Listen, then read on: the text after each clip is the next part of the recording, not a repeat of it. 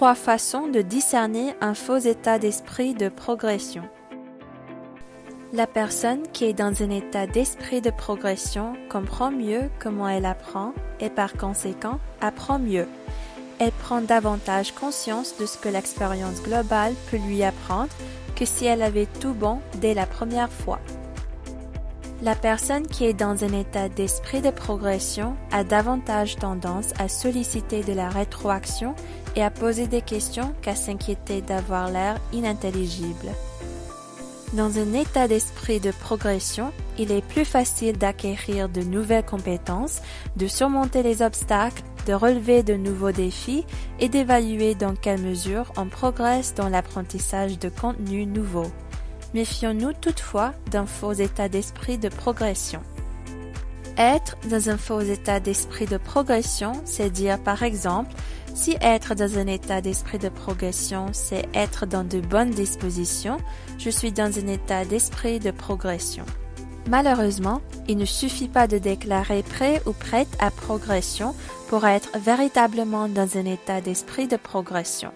C'est plutôt une attitude qui demande de la pratique et des efforts. Malgré une grande ouverture d'esprit et beaucoup d'optimisme, vous n'êtes pas forcément dans un état d'esprit de progression. Je suis constamment dans un état d'esprit de progression. Il est peu probable qu'une personne soit constamment dans un état d'esprit de progression. Les gens passent plus probablement d'un état d'esprit de stagnation et à un état d'esprit de progression et vice-versa. Vous pourriez par exemple être dans un état d'esprit de progression devant une lecture difficile, mais dans un état d'esprit de stagnation à l'idée d'une présentation à faire en groupe. J'aurais essayé, c'est ce qui compte. Les efforts déployés pour apprendre et améliorer ses compétences sont un élément important de l'état d'esprit de progression, mais on ne développera ses aptitudes d'apprentissage si on pense qu'il suffit de faire un petit effort pour être dans un esprit de progression. Si nos efforts ne sont pas authentiques ou si on ne considère que l'ampleur des efforts en question, on passe à côté d'une réflexion utile sur d'autres éléments importants de l'apprentissage dont le processus sous-jacent est la progression. Selon les mots de Carol Dweck, un effort improductif ne vaut pas grand-chose. Il est essentiel de récompenser au-delà de l'effort, l'apprentissage et la progression réelle, mais aussi les processus sous-jacents comme le fait de demander de l'aide et d'essayer de nouvelles méthodes. Il ne faut pas en conclure toutefois qu'une personne qui ne réussit pas est dépourvue de qualités comme l'audace ou la constance. En réalité, une foule de facteurs structurels, socio-économiques et individuels influent sur le bien-être d'une personne et ses apprentissages.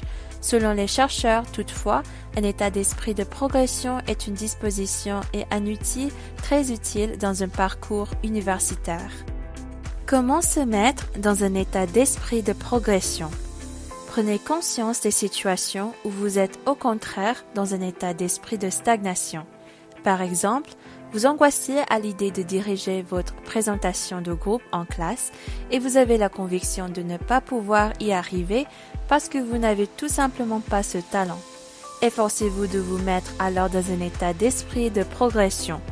Vous pourriez par exemple discuter de stratégies possibles avec vos camarades ou avec la personne qui donne le cours, vous exercer à faire la présentation devant des publics différents pour prendre confiance ou essayer diverses techniques de détente pendant la présentation, notamment en prenant de profondes respirations et en vous appliquant à prononcer votre texte lentement.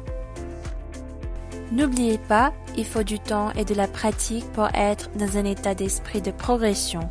Il ne suffit pas de dire qu'on y est, il faut choisir d'y être et cultiver cet esprit au fil du temps. Bonne chance!